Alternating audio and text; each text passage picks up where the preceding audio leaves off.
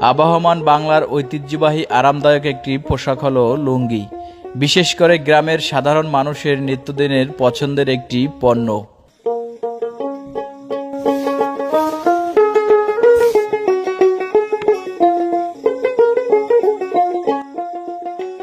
ভোর থেকেই শুরু হয় লুঙ্গির সুতোয় রং করার কার্যক্রম। এখানকার শ্রমিকরা এতটাই দক্ষ যে কোনো প্রকার প্রাতিষ্ঠানিক শিক্ষা ছাড়াই যে কোনো নামিদামি কাপড়ের কালার ও ডিজাইন করে থাকেন।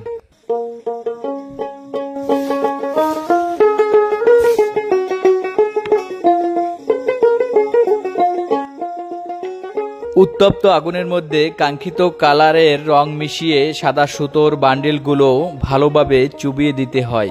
এরপর সুতোর বান্ডিলগুলো ভালো করে নেগড়িয়ে চেপে চেপে পানিগুলো ফেলে দিতে হয়।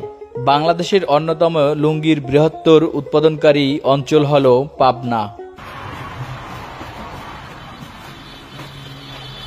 হস্তচালিত তাঁতশিল্প বিলুপ্তির পথে। বর্তমানে অধিকাংশ কাপড় তৈরি হয় ডিজিটাল তাঁতে।